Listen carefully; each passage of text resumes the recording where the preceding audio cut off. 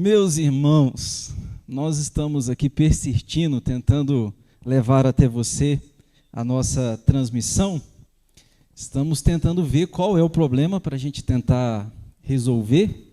Esperamos que agora a gente consiga, se Deus permitir. Mas que bom ter você aqui, viu? Desanima não, persiste com a gente, insiste com a gente. Eu estou acompanhado aqui do pastor Carlos Eduardo, que penso eu que a maioria de vocês que estão do outro lado da telinha já o conhece, mas vale a gente relembrar. Pastor Carlos é pastor da primeira igreja presbiteriana aqui de Alto Caparaó, e um amigo, um homem de Deus, uma bênção. Então, boa noite, viu, Rev? Que Deus te abençoe. Muito obrigado por estar aqui com a gente nesse bate-papo. Boa noite. Boa noite a você de casa, a todos os que nos acompanham. Acreditamos que a Igreja do Senhor ela está viva, atuante. Amém. E para nós é motivo de honra você ceder espaço aí na sua casa, seja pela TV, pelo seu smartphone. Nós nos sentimos honrados. Que a graça e a paz de Cristo seja abundante na sua vida, nesses dias desafiadores que todos nós estamos vivendo. Verdade. Você, do outro lado, já sabe que o nosso tema hoje, para a gente conversar, é a igreja continua viva. Quando a gente fala de igreja, é um assunto que todo mundo fala, né? Você que é da igreja, você que é a igreja, você fala. Aqueles que já passaram pela igreja, hoje não estão mais na igreja, também falam. Aqueles que nunca foram da igreja, nunca foram à igreja, também falam. Então é um assunto em tela, é um assunto que mexe com a gente, que a gente gosta de conversar, e a gente quer trabalhar isso no seu coração, nesse bate-papo aqui, falando que a igreja não morreu. Pandemia não mata a igreja, vírus não acaba com a igreja, nem a morte acaba com a igreja de Cristo. Porque a igreja é viva por causa que Cristo é vivo, e Ele disse lá em Mateus 16, né, para Pedro, o Senhor Jesus falou que as portas do inferno não iriam prevalecer contra a igreja. E nós cremos nessa verdade, nessa promessa. Piamente. Ô, Rev, nesse assunto aí que nós estamos falando de igreja, já que é um assunto bom, é algo poderoso, a igreja de Cristo na terra, eu estava lendo hoje em casa Efésios 5, quando Jesus Cristo fala assim, a Bíblia fala que Cristo amou a igreja e a si mesmo se entregou por ela, para que a santificasse, tendo-a purificado por meio da lavagem de água pela palavra, para apresentar a si mesmo igreja gloriosa, sem mácula, nem ruga, nem coisa semelhante, porém santa e sem defeito. Quando a gente fala igreja continua viva, a igreja morre, Rev? Não. Não, a verdadeira não. A verdadeira não. E partindo dessa fala apostólica à igreja de Éfeso, né, o apóstolo Paulo que escreveu essa carta que o nosso amado pastor acaba de citar, entendo que não, a igreja ela jamais irá morrer, a igreja de Cristo não. A grande questão é que existem comunidades, igrejas, que foram firmadas e talvez estão firmadas em homens. Mas a igreja de Cristo, como o Senhor Jesus Cristo mesmo disse a Pedro, as portas do inferno elas não vão prevalecer contra a minha igreja, eu irei edificá-la.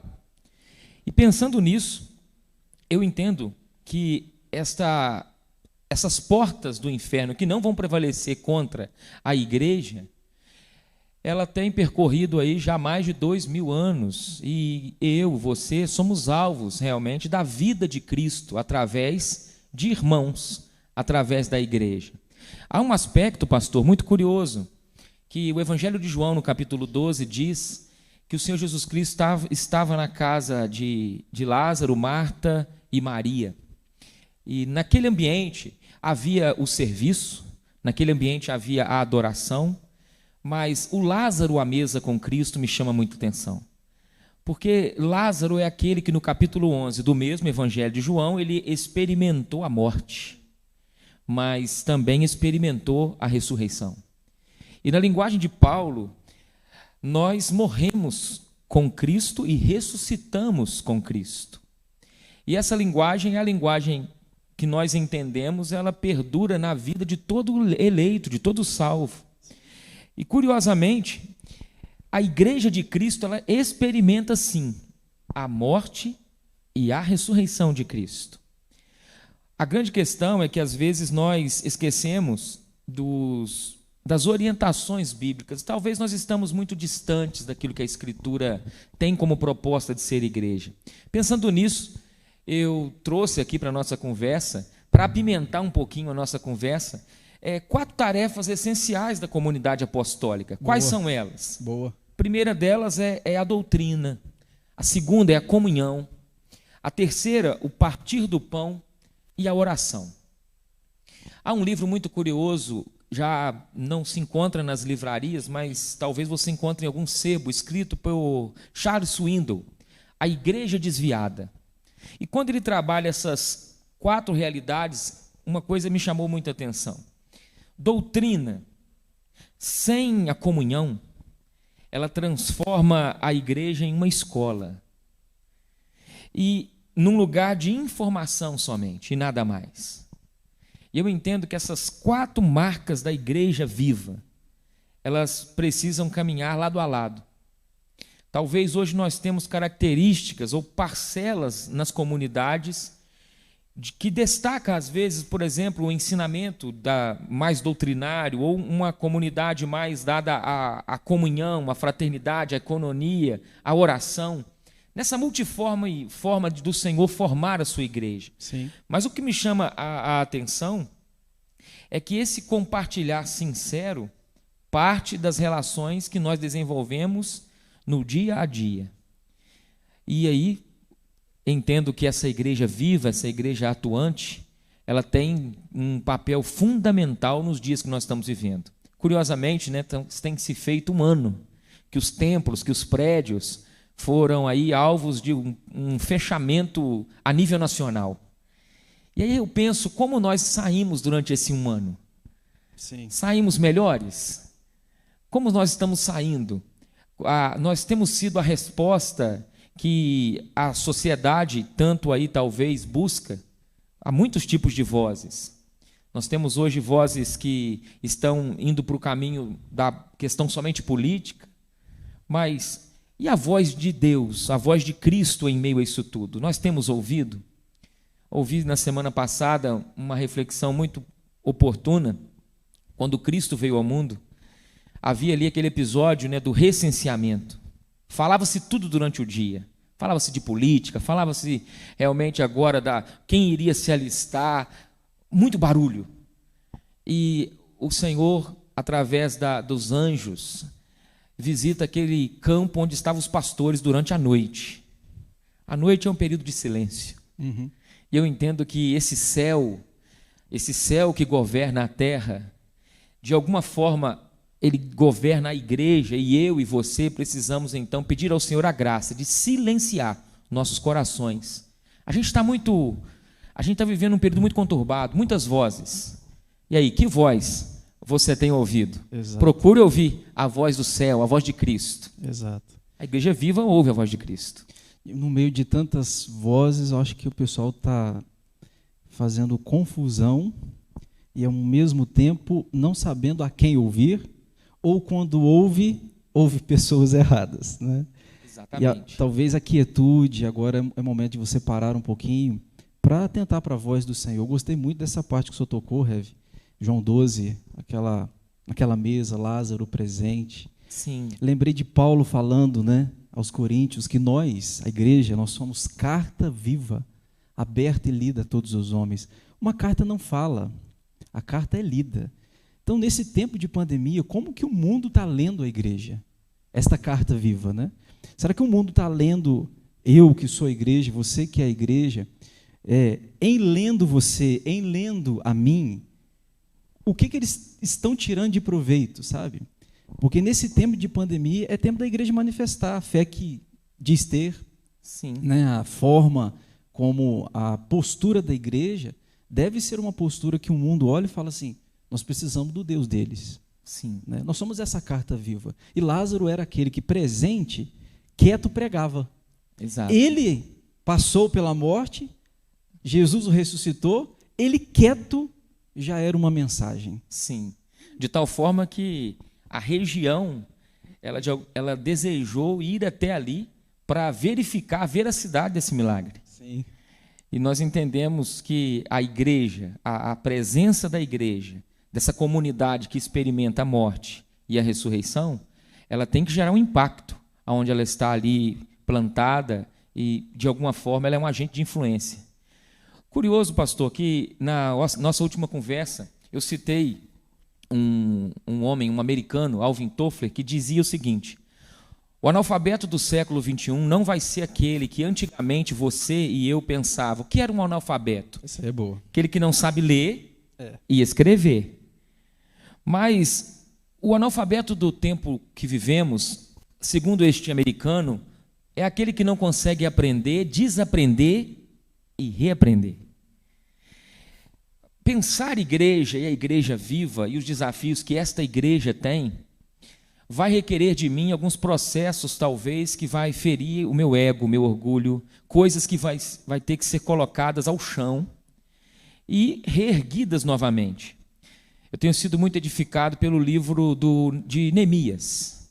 Curiosamente, Neemias ele vive esse dilema.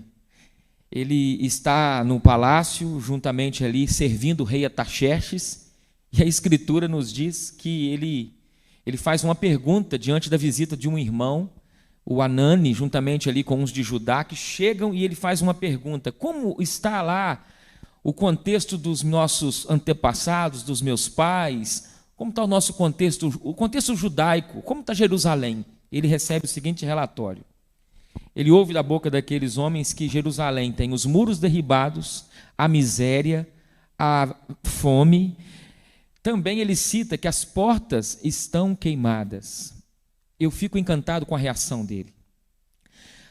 Ele, como o autor do livro, diz assim: tendo eu ouvido essas palavras. A geração nossa tem dificuldade de ouvir. Rubem Alves já dizia, né, que a situação nossa vai demandar, ele já falecido, mas vai demandar bons ouvidos. E bons ouvidos a igreja viva ela precisa ter. Porque bons ouvidos para ouvir o que sofre, para ouvir aquele que se coloca ao redor com as suas questiúnculas, com as suas dúvidas. E Neemias ali diz: tendo eu ouvido essas palavras, eu assentei, eu chorei, lamentei por alguns dias. Foram 120 dias de lamento. E ainda diz mais: eu orei, jejuei, primeiro jejuei e orei ao Deus dos céus. Do verso 5 a 11 está o registro da oração dele. E a oração que esse homem faz, meus irmãos, ela, de alguma forma, aponta para a missão do Cristo. E apontando para a missão do Cristo, ela aponta para a missão da igreja. Porque a igreja, ela é o corpo de Cristo. Sim. O apóstolo Paulo, quando vem a ter aquela experiência no capítulo 9 de conversão, né, diz a Escritura que ele logo questiona, meio que debaixo de uma cegueira, né? Como eu estou te perseguindo? Saulo, Saulo, ele ouviu do alto. Por que me persegues? E quem és tu, Senhor? E o Senhor diz ali: eu sou Jesus, a quem tu persegues. O Cristo se identifica com os discípulos. Cristo se identifica com o seu corpo espalhado na face da terra. E aí eu gostaria de fazer uma pergunta, pastor. Como comunidades, como igreja, o senhor já nesse campo do pastoreio, como que o senhor vê que nós temos experimentado esta igreja viva nas nossas relações? Relações que eu digo, seja como irmãos, que agora estão migrando para a parte, pode-se dizer, de pastoreio quase online, que é um desafio contemporâneo no último tempo para nós. Sim. E como que você vê a qualidade das nossas relações?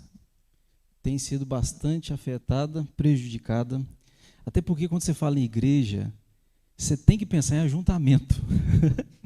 Você tem que pensar em aglomeração. Em que sentido que eu digo? Porque igreja é assembleia, comunhão, né? Comunhão é você comer junto, comungar. Então, nesse tempo de pandemia, a gente está percebendo o quê? A distância, em termos presenciais, tem feito muita gente esfriar na fé, infelizmente. Você olha muitas pessoas frias, e alguém até me procurou um dia e falou: pastor, parece que o problema deveria fazer a gente andar mais com Deus, né? Na verdade, nada faz a gente andar com Deus senão Ele. Ou Jesus nos chama para Ele, Sim, ou nós não vamos nunca. é verdade.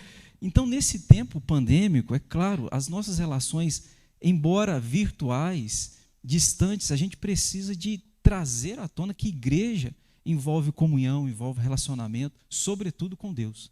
Aquele texto que você falou de João 12, né? Maria sempre aparece na Bíblia aos pés. E em João 12 ela está ali quebrando um perfume e ungindo o Senhor Jesus. Então, é um tempo que a gente precisa de pensar nisso e a gente entender que igreja, quando você fala em igreja, você tem que falar em relacionamento, você tem que falar em comunhão, você tem que falar do partir do pão, você tem que falar numa assembleia, e isso é a igreja de Cristo espalhada na face da terra. Amém. E o que o senhor pensa a respeito disso, Rev? Vejo e me sinto assim desafiado, porque sinto na pele, já no transcorrer desse ano, como nós nos distanciamos uns dos outros, principalmente no interior, numa cultura onde o ser igreja requer a proximidade, Sim. requer o toque, requer a visitação, no meio das nossas agitações. E, curiosamente, eu estive pensando recentemente que alguns ídolos acabam sendo erguidos e levantados. Antes da pandemia, nós estávamos enfrentando, como igreja brasileira, o fenômeno que alguns diziam, fenômeno dos desigrejados. De maneira ainda certamente distante, mas a gente pensava isso. Aqueles que abolem ser igreja no sentido da sua estrutura. Mas a pandemia também trouxe uma outra realidade, que nós podemos denominar de superigrejados. Sim.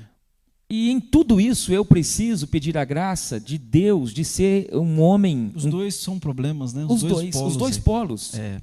E o equilíbrio nisso. Exato. Porque quando um governo, e às vezes esse governo, mediante toda a questão de saúde pública e questões de não ter vagas, como nós temos vivido aí no Brasil e na nossa região, você vê logo uma inquietação da parte de alguns. Daqueles que se denominam desigrejados, não. Mas aí você tem aqueles que que se enquadram no outro polo, superigrejados, mas não no sentido bíblico do ser igreja. Sim. No sentido do templo e da sua estrutura. Porque o templo somos nós. Segundo a Escritura, o templo do Espírito Santo somos nós. A gente fala errado, né, Rev? É isso. A gente fala assim, eu vou à igreja, como se esse templo fosse a igreja. Não, a igreja está vindo ao templo. Isso. Se estamos aqui e aqui não tem uma pessoa... Deixou de ser. Deixou de ser. Exato. A partir do momento que chega o primeiro, aí sim. A igreja está presente. Exato. E esse ser igreja vai requerer de nós esses novos aprendizados, mas isso choca. Questões que talvez eu vou permitindo ser formada na minha mente, no meu aprendizado, que eu ouvi com o papai, com o vovô, com a vovó, com pessoas que amo. E quando eu ouço isso de alguma forma fere. E eu tenho dificuldade, às vezes, de me ver livre disso. Sim. E o grande desafio, ou um dos grandes desafios que temos, é lidar também agora com esta questão dos superigrejados, que dizem assim, eu não participo de nada online. Se não for presente, não. Eu só vou novamente o dia que não tiver que usar isso aqui. Usar máscara. Aí nós estamos, então, permita-me usar uma figura, pastor, aqui de uma mesa. Eu tenho 2 filhos, uma pequena de 8 anos, Ana Júlia, e tenho o Lucas, né, de 18 anos. Mas imaginemos que nós temos uma mesa com vários filhos. Eu sou filho de um contexto de 3 irmãos, mas sou neto de um contexto de 15 filhos da minha avó. Eu fico a imaginar uma mesa com muitos filhos ao redor daquela mesa. Qual é o maior prazer daquele pai? É ver os filhos ao redor da mesa. Sim. Mas o que acontece? Os filhos da nossa geração, eles levantaram bezerros de ouro. E explico. Eles são influenciados pelo comodismo e pelo prazer. Um dos bezerros de ouro levantados pela nossa geração, o prazer e o comodismo. Que a geração dos seus pais, dos seus antepassados, não tinha como ídolo mas nossa geração tem. E aí eu começo, de vez em quando eu vejo lá em casa, o que tem para comer? Aí, não gosto disso. Mas quem sabe do alimento é a mãe, é o pai, é os responsáveis. E aí começa, se não tiver isso, eu não como. E eu fico a pensar como que o pai, que é o centro da igreja, o dono da igreja, vê as nossas reações como filhos. E aí nós temos ainda uma outra questão, que é a questão relacional. Que às vezes os filhos estão com problemas relacionais e se recusam a sentar à mesa. Sim. Porque o reunir, o comungar, o chamado do pai para esse reunir, para o congregar, para não deixar de congregar, passa por essa avaliação de que todos nós somos filhos. Ele vai colocar o alimento à mesa. E eu lembro de Lucas 15. Há uma festa dentro da casa, o filho mais velho chega e ele se recusa a entrar na casa. E ele começa então a dizer que serviu por muitos anos e que apesar de ter servido por muitos anos, nunca foi dado a ele algo que ele julgava que ele realmente merecia. Meus irmãos, a grande verdade é que nós, como igreja viva, precisamos pensar os nossos relacionamentos como filhos do mesmo pai e nunca esquecer que nós somos chamados para agradar a um, que é ao nosso Senhor. O Rev, vamos falar mais disso, que esse assunto é bom. Vamos orar pelas pessoas que, por alguma razão, estão pensando, de repente, tendo dificuldade de lidar com a igreja, entre aspas, virtual, com esse contato. Vamos orar por elas. Sim. Para que Deus as agracie, de repente, uma limitação mental, né? Eu preguei há um tempo aqui na igreja, eu falei com a igreja que eu tive muitas dores e traumas na igreja. E muitos traumas e dores que tive era por eu entender errado o que é ser igreja. Porque se você não entende o papel da igreja, você vai cobrar dela aquilo que ela não é, né? Expectativa de uma igreja para satisfazer aquilo que eu penso que ela deve satisfazer, mas quando na verdade não é o papel dela. Então vamos orar por essa turma, para Deus agraciar, de repente abrir a mentalidade minha, sua, nossa, amém, para entender o que de fato é o papel da igreja, né? Sim. A igreja tem um papel, Cristo é o cabeça dela, Ele que manda, Ele governa, Ele faz, e nós somos servos. Amém. Então, a igreja de Cristo não é democrática, né? Teocrática, Deus é que manda e pronto. Amém. É isso. Vamos orar por essa turma, o Senhor podia orar por Sim. nós. Pai, nós te louvamos por esse momento, conectados com os nossos irmãos. Sim, e Deus, reunidos pelo Emanuel, amém, Deus conosco. Sim, Senhor.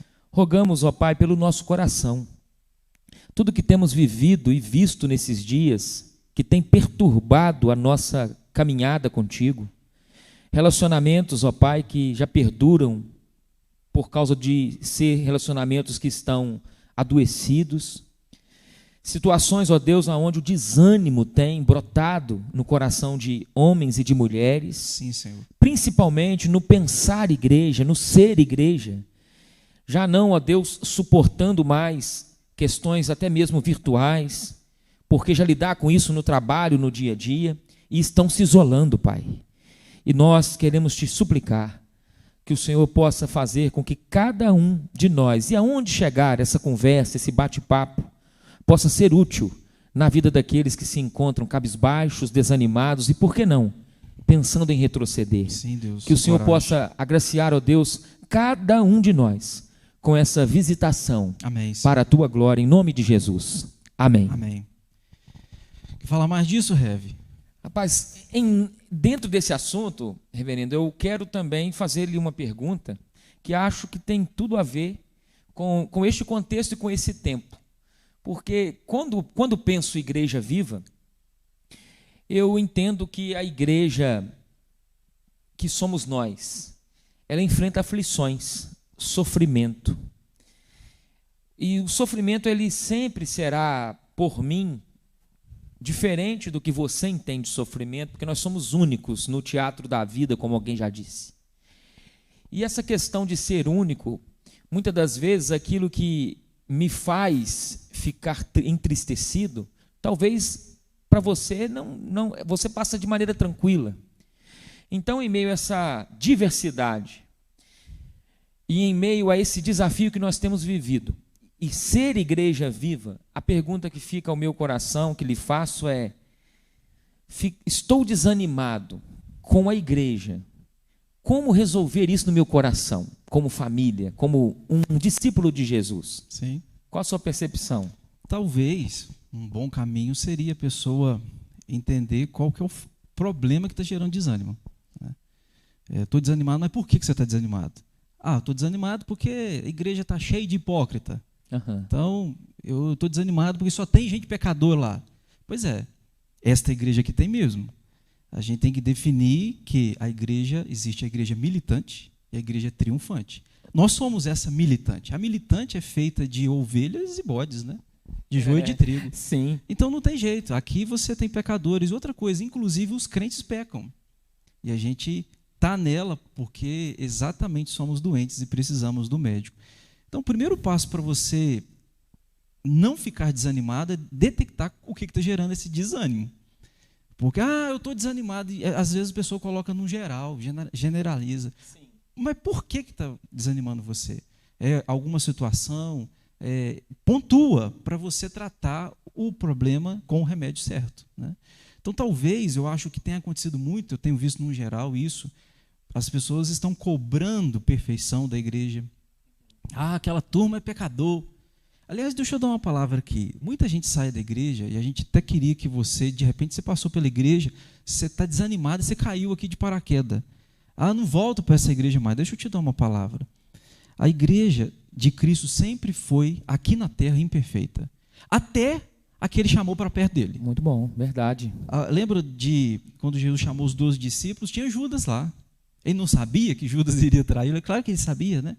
Mas essa igreja imperfeita passa por dores, sofre, e nós sofremos muito aqui, sofremos demais. Os nossos irmãos apóstolos sofreram, os profetas sofreram, por que nós não?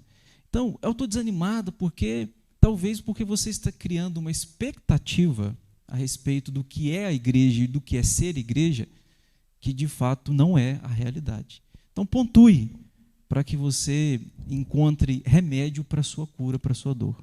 Muito bom, pastor. Entendo que o ânimo é o agente que ativa o nosso ser. E sinto, às vezes, na pele esse desânimo. Só que, curiosamente, eu vejo também, quando vou para a Escritura, homens que atravessaram processos de desânimo. O irmão mesmo disse agora, lembrando dos profetas, poderíamos citar Elias, o próprio Paulo, que cita em uma das cartas à igreja de Corinto, natureza das tribulações que eu enfrentei a ponto de desesperar até da própria vida. E quando eu pensava sobre isso, eu refletia sobre a questão desse desânimo, como que eu posso então usá-lo a meu favor. Porque assim como a solidão, ela pode ser inimiga, mas ela pode ser sua amiga. Assim como o desânimo pode de alguma forma ser seu inimigo, ele pode também ser seu amigo. De que forma? Quando eu apresento ele a Cristo e luto contra aquela realidade. Sim. E eu pensando sobre isso, me lembrei de uma citação do C.S. Lewis. Curiosamente, Lewis, quando escreveu um livro chamado Cartas de um Diabo a Seu Aprendiz, ele citava o seguinte, veja bem: a estrada mais segura para o inferno é aquela ladeira gradual e suave de chão macio, sem curvas acentuadas, sem marcas de quilometragem, sem placas de sinalização. Então eu entendo que o desânimo na nossa vida ele é essa placa, um sinal. E esse sinal de que algo precisa de reparo na minha vida.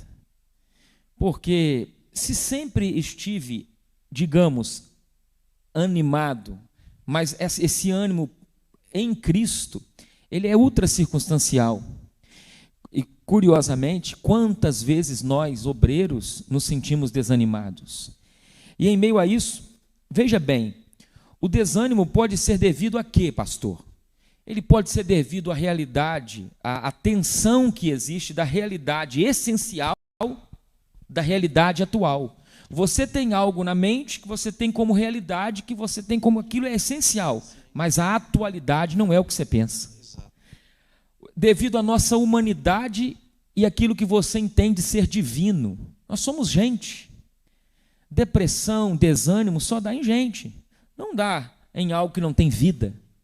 Desânimo dá. Ninguém está bom todo o tempo, né? Ninguém. É aquela tensão entre o já e o ainda não. Exato. E o próprio Cristo nos mostrou na Escritura, com a sua primeira vinda, promessas de uma segunda vinda. E entre a primeira vinda e a segunda vinda, ele mesmo disse que nós teríamos esses desafios. Sim. O desafio da aflição, de negar as suas próprias vontades, de lidar com isso. Agora o que me chama a atenção, a partir do meu próprio coração, é que quantas vezes nós não conseguimos lidar bem com isso. Quantas vezes nós nos esquecemos das verdades bíblicas. Vamos nos distanciando do falar de Cristo, do ensino de Cristo. E aí, quando nós vamos nos distanciando da palavra de Deus, nós estamos sujeitos, então, a ouvir outras vozes. E quando nós ouvimos as vozes, seja as vozes da mídia, as vozes da impiedade, as vozes da nossa própria natureza adâmica, qual a tendência? A tendência é cada vez mais nós ficarmos assim, porque não desanimados, né? Sim. Desanimados. E as más conversações corrompem os bons costumes. Eu estou lembrando aqui de Hebreus 12, Rev. Quando depois de dar aquela lista dos heróis da fé, né? Sim. Lembra? Aí, Hebreus 11. Em Hebreus 12, verso 2, olhando firmemente para o autor e consumador da fé. Não há como nós termos ânimo olhando para nós mesmos. Você não tira ânimo, como eu li um livro um dia, basta você fazer cócegas no seu ventre e levantar-se daí um gigante. Vai nessa. Você precisa de alguém que não sofre desânimo, alguém que é incorruptível, alguém que não muda. Esse alguém é Cristo. Então, por isso que Hebreus, né, olhando firmemente para o autor e consumador da fé. Vamos orar por essa turma desanimada, porque tem momentos que eu estou desanimado, você, nós Claro. Passamos por isso. Vamos pedir a Deus um renovo. Eu gosto de João, que a Bíblia fala que o Senhor Jesus falou assim, tem de bom ânimo. Interessante que colocou bom antes. Uhum. Porque existe um ânimo ruim, né? Tem gente Sim. animada para... Tinha uma turma lá animada para tacar pedra numa mulher Sim. pega em adultério. Isso. Animados, mas para Sim. matar. Isso. Aí Jesus falou, olha, vocês devem ter o bom ânimo. Há ânimos de morte e há ânimos de vida. Esse é o ponto. Vamos pedir o bom ânimo, o de vida. Vamos orar? Deus, nós pedimos ao Senhor, porventura, se há irmãos e irmãs que desanimados estão, pedimos um encorajamento, um renovo da parte do Senhor, que teu Espírito possa gerar, produzir isso de dentro para fora em nós. Também traga à nossa memória que somos gente, e enquanto estivermos nessa terra, sujeitos a desânimo estamos. Mas também, ó Deus, na mesma intensidade, leve os nossos olhos para o autor e consumador da fé, o Senhor Jesus. Amém. Ele é o nosso renovo, Ele é a nossa esperança, Ele é o dono da igreja. Portanto, ó Deus, faça isso para o louvor e a glória do Teu nome, em nome de Jesus. Amém. Amém. Ô Rev, deixa eu dizer para a turma aqui, pessoal, você coloca no comentário aí, de repente, alguma coisa que você quer interagir com a gente, nós já estamos partindo para o final, e aí a turma que está assistindo a gente aqui, no final, de vez em quando, pode dar um parecer aí, uma pergunta, uma sugestão que você quiser contribuir. Já vou também pedir, Rev. Joia. A gente está virando meio que youtubianos. Você se inscreve no nosso canal aqui da nossa igreja, ajuda a gente, ative aquele sininho. É assim que a turma fala, eu estou copiando. Ajuda a gente aí que você vai estar contribuindo ao mesmo tempo sendo edificado aí pelo nosso conteúdo, tá bom? Rev, fala mais alguma coisa nesse assunto ou podemos ir adiante aqui? Vamos prosseguir. Sugestões para quem está lá do outro lado da telinha valorizar a igreja. Fala duas, eu vou dar duas. Sim, a igreja é de Deus. A igreja é de Deus. Ponto. E ponto final. Se é de Deus, você tem que valorizar. Quando você abre a sua Bíblia em 1 Coríntios, capítulo 1, versículo 2, o apóstolo Paulo diz ali a igreja de Deus que está em Corinto. E nesta noite ele também está nos inspirando ao ler a Escritura, a igreja de Deus que está em Alto Caparaó, a igreja de Deus que está aí na sua cidade. Então, a igreja de Deus. E curiosamente, pastor, antes dele chegar no capítulo 3, onde ele fala vários problemas, carnalidade, ciúme, preferência entre os obreiros, se você ler o primeiro capítulo da primeira carta de Paulo à igreja de Corinto, ele só cita as virtudes que eles têm em Cristo, me ensinando o quê? Vamos destacar as virtudes dos nossos irmãos, vamos destacar as virtudes da igreja do nosso Senhor, e muito cuidado, porque se a igreja é de Deus, eu tenho que ter muito cuidado, porque eu estou pisando numa terra santa, cuidado na forma que eu falo de um irmão, inclusive um irmão que está aos nossos olhos em queda. Ali pode estar um eleito de Deus, que está em processo de disciplina, e por que não? O Senhor está tratando com ele. Muito cuidado. Sim. Na forma que nós nos dirigimos à igreja de Deus.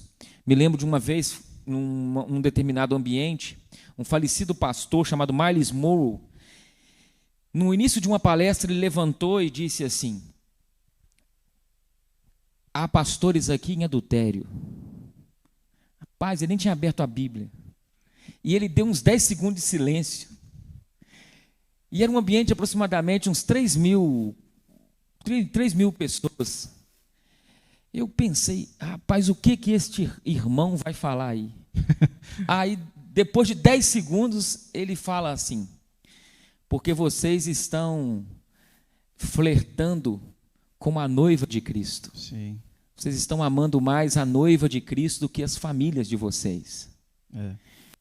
E curiosamente é isso, a igreja é de Deus. O senhor, eu, você, nós não somos chamados a morrer pela igreja. Não. Nós, de alguma forma, somos parte desta noiva, lida no início do nosso papo, que está sendo preparada. Exato. É uma noiva sem mácula nem ruga. Às vezes eu olho para minha esposa e fico a pensar quantas rugas talvez no rostinho dela foram colocadas pela minha vida, pela minha ignorância, pela minha forma de ser. E quem sabe, nós como membros do corpo de Cristo, somos também causas, né, de alguma ruga. Sim, e eu lembro de Efésios 5, porque a Bíblia diz que Jesus está preparando a sua noiva para apresentar a Ele mesmo. Olha, né? Apresentar a Ele sem defeito.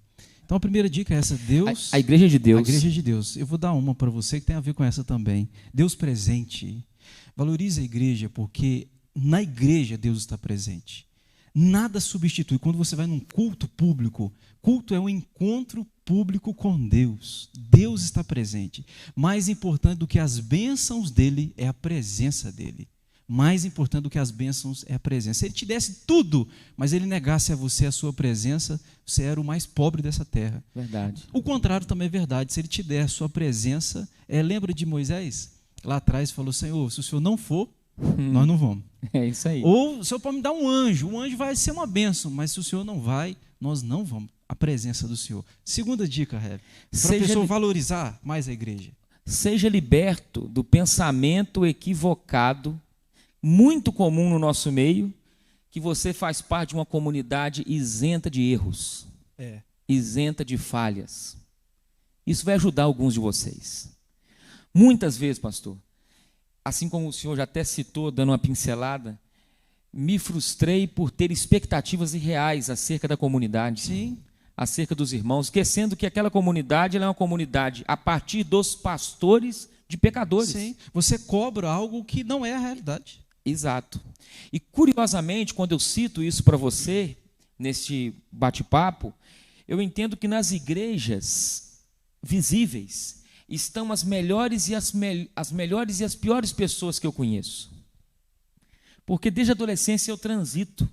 Fui salvo por Cristo na adolescência. E como eu vi pessoas maravilhosas, mas como eu vi pessoas também muito ruins. Isso me frustrou? Poderia ter frustrado, mas a Escritura, ela me mostrou que assim é. Sim. Porque o próprio Cristo, ele, citando certa feita em uma parábola, ele disse: um inimigo semeou muito, e muito joio dentro dela.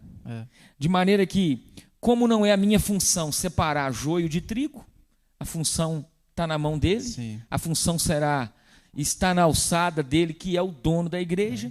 Eu tenho então que aceitar, conviver e pedir a Deus sempre aquilo que Tiago diz, né? Sabedoria do alto. Nós precisamos nesse tempo de duas marcas para a igreja viva, sem sombra de dúvidas: discernimento e sabedoria. Todo o tempo. Então eu deixo essa dica, pastor. Boa. É a expectativa de pensar, aquele pensamento equivocado com expectativa irreal. Sim. De que você faz parte de uma comunidade. Expectativas certas, certamente você vai valorizar a sua igreja. Eu vou dar a última, para a gente ir para o próximo e a gente encerrar. Não vá na igreja pelo compromisso do seu cargo, sabe?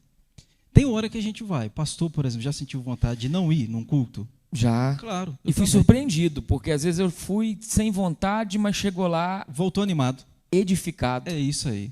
E já fui animado, voltei desanimado. Faz parte. Natureza. Você deve ir e ser a igreja por causa do compromisso com Deus. Sempre. É dele. Sempre. É a noiva dele, ele é o cabeça. Pronto. Respostas rápidas, vamos numa palavra, aquela pancada assim, para definir igreja. Igreja fala um essencial. Valor. Essencial. Igreja é corpo de Cristo. Igreja é o encontro. O encontro. Boa. Igreja é o perfume de Cristo. Ninguém precisa falar que o perfume é bom. Se ele for bom, sim. É ou não é? Sim. Você entendeu? Você é um crente. Não precisa ficar falando a seu respeito. Se você for crente de verdade, as pessoas já notam. Isso. Mais um. Igreja é sal. Luz. Igreja é lavoura. É gloriosa. É edifício de Deus. É casa de Deus. Pedra viva. Amém. Nós vamos muito, gente boa. Tem muita coisa boa para falar da igreja. Portanto, olha, deixa eu te dar uma palavra. A igreja é viva. A igreja de Cristo. Não desanima com a igreja, não. Você que é a igreja. Desanima não, viu? Esse tempo pandêmico é um tempo para você andar mais com Deus, andar mais perto dele, caminhar mais com ele. Quer falar mais, Rev? Eu quero deixar uma palavra com relação a esse assunto para você, para o meu coração, para o nosso coração.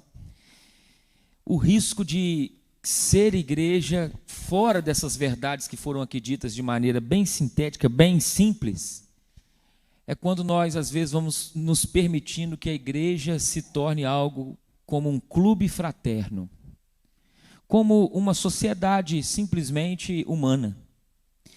Mas que nós entendamos, como o Salmo 133 diz, que ali, no ajuntamento, o Senhor tem algo reservado, Ele ordena a sua bênção. Que como naquele dia, que está registrado em João capítulo 20, no verso 21, a paz esteja convosco. E Jesus diz, como o Pai me enviou, também eu vos envio. A igreja é a comunidade daqueles que foram comissionados. Nós somos enviados. E há um mundo que está com a sua forma de ser, pensando ter paz. Mas a verdadeira paz reside em Cristo. E é Cristo em mim, é Cristo em nós, é Cristo em vós, que é a esperança da glória. Amém. 1 Pedro 1,3. Bendito Deus e Pai de nosso Senhor Jesus Cristo, que segundo a sua muita misericórdia, nos regenerou para uma viva esperança, mediante a ressurreição de Jesus dentre os mortos. Nós estamos tendo a companhia aqui, né, Rev? Sim. Carlos Eduardo, o Cleudes Mendonça, está ajudando a gente do outro lado da telinha, ajudando a gente nessa transmissão. E o Cleudes vai fazer algum levantamento aí. Faz para a gente, Cleudes. Como é que está aí a turma? Comentou, fez alguma pergunta aí para nós? Passa para a gente, por favor.